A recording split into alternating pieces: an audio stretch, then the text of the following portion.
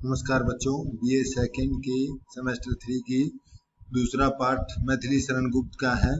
इसका पहला प्रश्न मैथिली शरण गुप्त का जीवन परिचय है, वो तुमको बता चुका हूँ। और दूसरा जयद्रथ वध का सार है।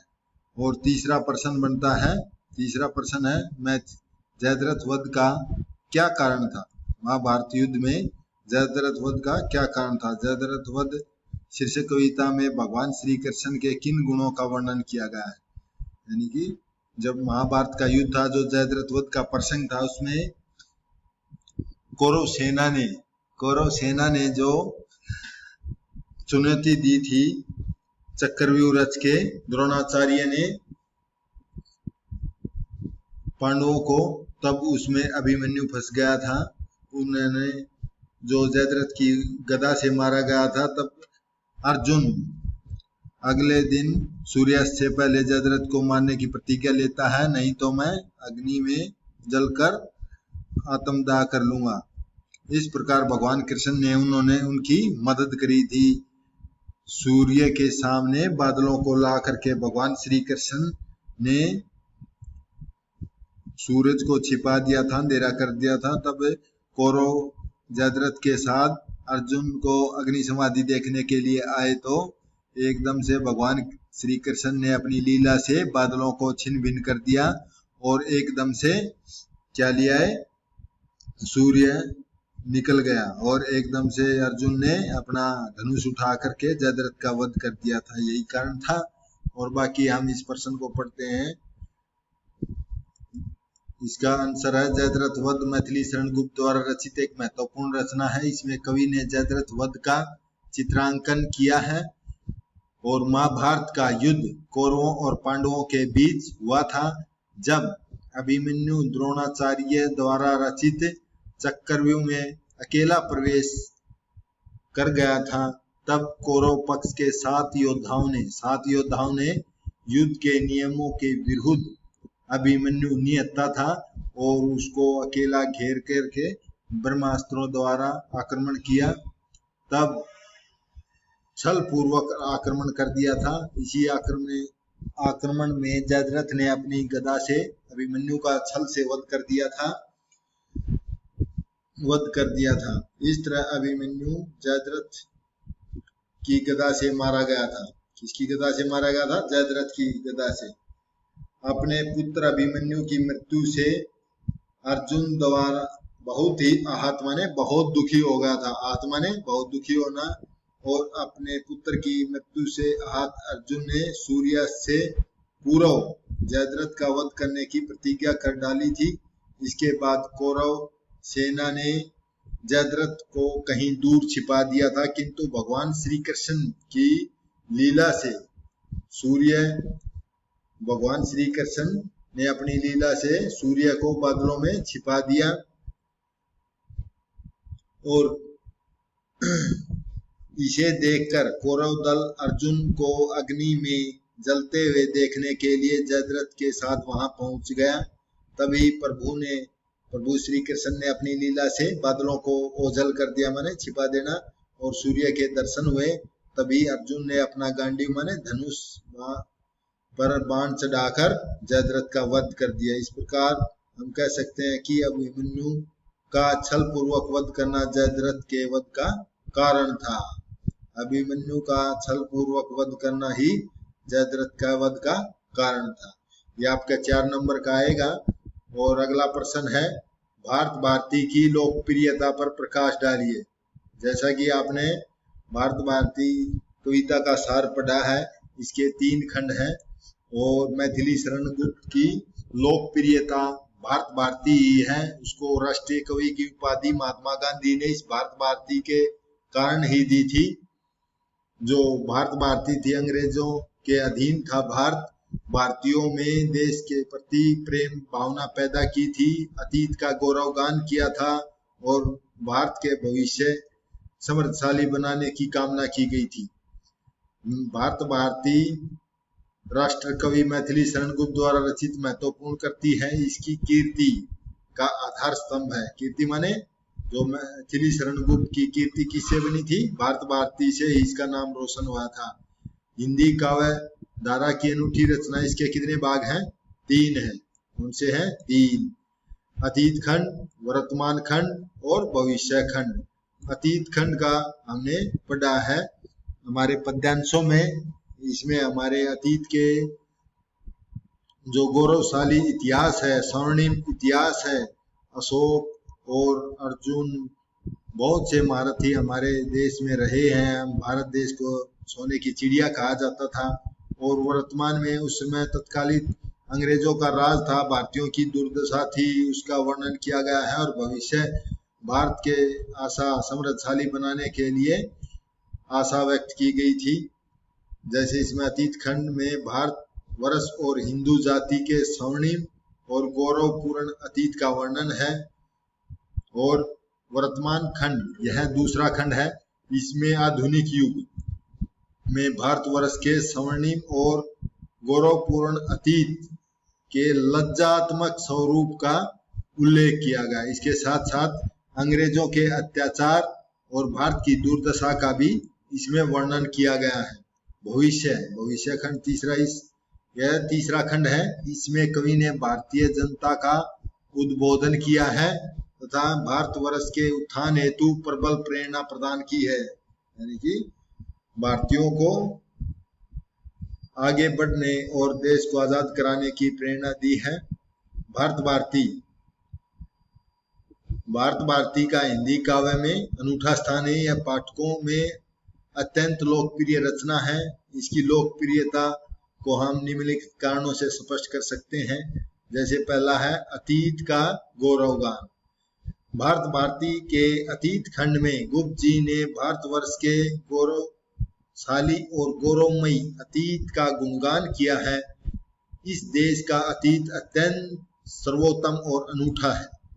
हमारा देश को सोने की चिड़िया कहा जाता था। हमारे पूर्वज अत्यंत महान थे, कर्मवीर थे, दानवीर थे, युद्धवीर थे, धर्मवीर थे। वे पर हर अवस्था में अपने कर्म के प्रति सजग रहते थे, अपने लक्ष्य की प्राप्ति हेतु निडरता पूर्वक डटे रहते थे।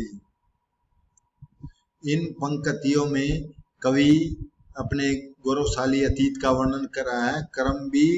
ये कर्मवीर की मृत्यु का भी ध्यान कुछ करते न थे। ये युद्धवीर की काल से भी हम कभी डरते न थे। ये दानवीर के देह का भी लोभ हम करते न थे। ये धर्मवीर की प्राणों के भी मोह पर मरते न थे। दानवीर कौन था? कर्ण था। उन्होंने अपना कवच और कुंडल दान में दे दिए थे, अपनी देह का भी लोभ नहीं किया था। अगला है आर्य जाति का गुणगान। मैथिली शरण गुप्त ने भारत भारती रचना में अपने पूर्वजों और आर्य जाति का गुणगान किया है। हमारे पूर्वज अत्यंत शक्तिशाली, बलशाली और वीर और पराक्रमी थे। कैसे थे? शक्तिशाली, बलशाली, वीर और पराक्रमी थे। इतना ही नहीं, हमारी इस पावन धरा पर श्री कृष्ण जैसे योगी पुरुष भी हैं। हमारे पूर्वज अत्यंत निडर और निर्भीक थे, युद्धवीरता में अत्यंत निपुण थे। हम थे धनुर्वैदक जैसा, और वैसा कौन था? यानी कि धनुर्धारी थे अर्जुन जैसे। शब्द भेदी बाण कौन चलाता था? राजा दशरथ और पृथ्वीराज चौहान ने शब्द भेदी बाण छोड़े सूर ऐसा कौन था दुनिया में? और अगला है हाँ मत्स्य जैसे लक्ष्य भेदक धीर धनवी। ये यहाँ अर्जुन जैसा धीर धनवी था। रिपु को गिराकर अस्त्र पीछे लौटे आते थे, यानी शत्रु को गिराकर भी उसको वापस लौटा देते थे उसका राज्य। अगला है गीता के उपदेश का प्रतिपादन। इस रचना के माध्यम से कवि ने श्री कृष्ण के मुख से उच्चरित कर्म करने की अमूल संदेश का प्रतिपादन किया है। गीता का उपदेश किसने दिया था? श्री कृष्ण ने, जो भारतवासियों में निरंतर कर्म करने की प्रेरणा प्रदान करता है। वह संदेश जिसे श्री कृष्ण ने कुरुक्षेत्र के मैदान में हताश निराश अर्जुन को दिया था, जिसे सुनकर अर्जुन ने अपनी कर्तव्य परायणता का बोध होया था, यानी कर्म करना ही सबसे उत्तम धर्म है। हम कर्तव्य पर अग्रसर हुआ है। थे भीम तुल्य महाबली, अर्जुन के समान महारथी, कृष्ण लीला में हुए थे आप जिनके सारथी। उपदेश गीता का हमारा युद्ध का यह गीत है, जीवन समर में भी जनों को दिलाता जीत है। यानी कि हमारे को युद्ध में भी गीता का उपदेश याद करके युद्ध लड़ते हैं। अगला है उत्ताद। उत्ताद माने उत्तम गुणों का चित्रण करना। गुप्त जी ने इस भारत भारती रचना के माध्यम से भारतवासियों में अनेक प्रकार के महापुरुषों का गुणगान किया है। ये वे महापुरुष जो ज्ञानवान थे, बुद्धिमान थे, चरित्रवान थे, ओजस्वी थे, जिनमें विविध उत्ताद माने उत्तम और श्रेष्ठ गुणों का समावेश है, जिनके गुणों की कीर्ति संसार में चारों ओर फैली हुई है। चर्चा हमारी भी कभी संसार में सर्वत्र थी। वह सद्गुणों की कीर्ति मानो एक और कलत्तर थी। कलत्तर माने निधि या खजाना था। अगला पांचवा है इसका पॉइंट, अटल सत्यों का उद्घाटन। इस रचना से गुप्त जी ने अनेक अटल सत्यों का और तथ्यों का उद्घाटन किया है। समय चिर परिवर्तनशील है। हमारा समय क्या है? परिवर्तनशील है। आज दुख है तो कल सुख में परिवर्तन होगा, जो निरंतर गतिमान है। इसलिए संसार में कुछ भी स्थायी नहीं है। संसार में किसका साथ है? एक सा रहता सदा, निशी दिवासी घूमती सर्वत्र, विपदा संपदा। यानी कि सुख संपत्ति और विपदा दिन रात की तरह घूमती रहती है। जो आज अनाथ है वह नरनाथ कल होगा वही, और जो आज उत्सव मगन है वह कल शोक से रोता वही होगा।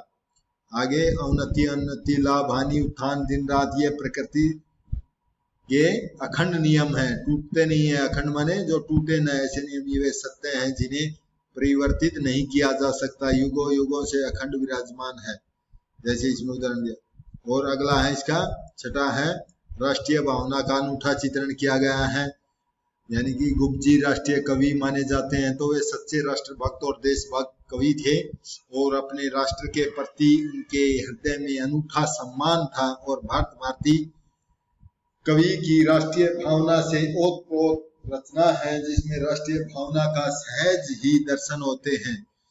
मैं आशा करता हूँ आपको ये समझ में आया होगा। एक पंक्ति के द्वारा समझा रहे हैं, मानस भवन में आर्य जन जिसकी उतारे आरती। यानी हम अपने मन रूपी भवन में आर्य जन माने भारत के लोग अपनी सरस्वती और भावना की आरती उतारते हैं। ये कहा गया। संदेश यहाँ मैं नहीं सौरभ का लाया हूँ। कविता का मूल भाव स्पष्ट कीजिए। संदेश यहाँ मैं नहीं सौरभ का लाया हूँ कविता कविवर मैथिली शरण गुप्त द्वारा रचित है। इसमें कवि ने श्री राम जी के अवतार होने के उद्देश्य का निरूपण किया है। यानी कि भगवान ने पृथ्वी पर किस लिए अवतार लिया है? यानी संदेश नहीं, स्वर्ग का संदेश नहीं, बल्कि धरती को स्वर्ग बनाने के लिए धरती पर जन्म लिया है। भगवान श्री राम धरा माने धरती पर लोक कल्याण करना चाहते थे। वे जन जन को सुरक्षा और रक्षा का अधिकार देना चाहते थे। वे आर्यों को संदेश देकर इस धरा पर आए थे, और उनका उद्देश्य सुख शांति की स्थापना करना था। वे दीनहीन, दुखी, निर्बल और विफल जो सदियों से शोषण का शिकार हैं, उसे शोषण से मुक्त कर सदा के लिए भयभीत व्यक्तियों को भय से मुक्त करना चाह रहे थे। वे शोषण से मुक्त कर सदा के लिए भयभीत, यानी जो भयभीत लोग थे उन्हें भयभीत करना चाहते थे, जो शोषण करते थे। वे उन्हें अभय दान देना चाहते थे। वे धरा पर स्वर्ग का संदेश नहीं, बल्कि धरती को स्वर्ग में परिवर्तित करने के लिए आए थे, जिससे चारों ओर सुख शांति, न्याय, धर्म, सत्य आदि मूल्यों की स्थापना हो जाए। इसी से जनमानस कल्याण संभव है। इसी से ही जनमानस कल्याण संभव। इसमें से आपके 4-4 नंबर के आएंगे, छोटे और बड़े क्वेश्चन कवि परिचय आएगा। जो 4-4 के आएंगे उनके 4 हेडिंग डालने हैं। किसी कविता का सार भी आ सकता है। मैं आशा करता हूँ आपको समझ में आया होगा और आप अच्छी तरह तैयारी करेंगे, याद करेंगे। धन्यवाद।